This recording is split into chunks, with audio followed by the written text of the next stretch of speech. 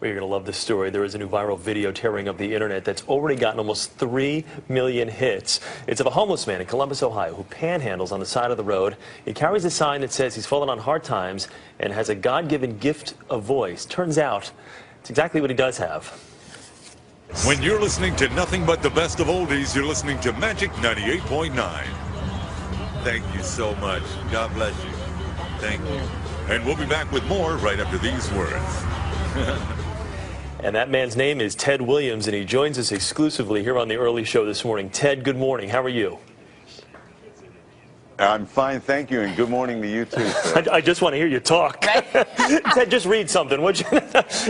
First of all, congratulations. And let me just ask you right off the bat, what's it like to go from being homeless and on the side of the road with a sign in your hand to now overnight you are this sensation and people can't get enough of you right now? Oh my God, it's just sensational for one. It's numbing for another, overwhelming. I mean, there's so many words that I just, oh God, it's just amazing. I feel like, well, I've already been characterized as the Susan Boyle. I'm just so happy. And watch the CBS Evening News with Katie Couric. No, I'm just teasing right now. Or Ted, nice. You could remind people to watch The Early Show with Erica Hill and Chris Raggi. Give it a shot. Go ahead. I would love to be able to watch the early morning show on CBS with Erica and Chris, or Chris and Erica. Weekday morning. We've got right both here options. On CBS. Wonderful. Ted, have people started to, because I imagine you said it's sort of surreal, and I'm sure it's still sinking in, though. Have people started to come out of the woodwork? Anyone coming out and saying, oh, Ted, I remember you. I knew you had that voice way back when. Yes, ma'am. Well, some people have called me since then. I managed to get a cell phone, but people have called me and said, I knew you were going to do it eventually. I knew people. My mom is just really, I'm going to be going to New York hopefully this afternoon, and please, I apologize if I'm getting a little emotional. I haven't seen my mom in a great deal of time since then, but she doesn't believe it. She's 92 and she lives in Brooklyn, and I was born and raised in Brooklyn in the Bedford-Stuyvesant area, right around Bergen and Buffalo, Atlantic Avenue, Flatbush, and that area. So God has been so good, and in the year 2010, on this date book that somebody gave me, I was going to write on there, well, another year wasted, but it was the year that I found God in my life. I mean, really a God of my understanding, and so it wasn't a wasted year, and I had no idea that something like this would have ever happened to me. It's like almost winning the mega ball lottery or something. This is just phenomenal. You're the third lottery winner today. Let me ask you this, Ted. You got your career got derailed through drugs and alcohol. You talked of that, and now you've been sober for what, 2 years now? Is that correct?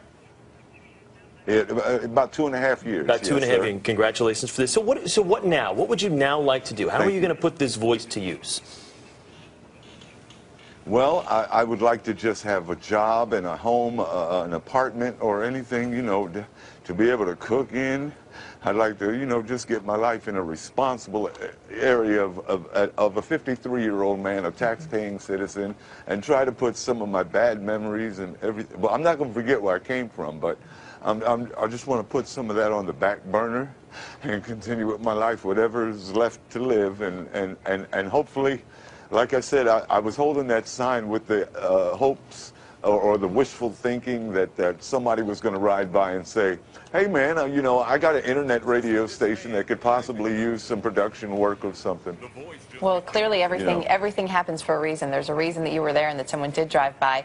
You mentioned your mom and that you're headed here to New York. Your mom is 92, and this hasn't quite sunk in for her. You haven't seen her in a while. I imagine for her this is really a dream come true too. Was she worried that maybe you wouldn't be able to pull out of that low place where you had been?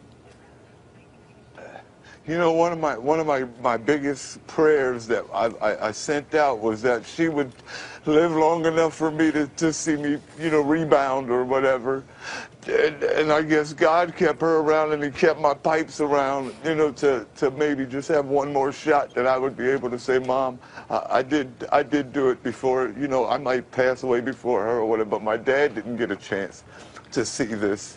But God is good, and the only difference between now and the time that I did have some kind of a heyday or a successful life is that now I'm more appreciative of life. I'm not taking it for granted, and I am thanking the Lord every day. Even if this didn't happen, I was still on that road. I thanked Him and had a, my hour with God. I called it my hour with God. Sometimes I would make $25 in an hour. Sometimes I'd make 25 cents in an hour, but at least I would talk to God. I'd get mad at some motorists who would pass by and say, oh, look at that guy who's going to... Little did they know. I would have my little mumbles. Little did they know. Well, yeah, Ted, you know what? yeah, You've put us in great spirits today. Before we let you go, real quickly, say now batting for the Boston Red Sox, number 9, Ted Williams.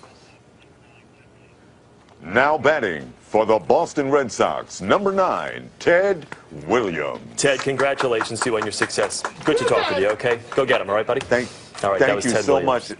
Yes, sir.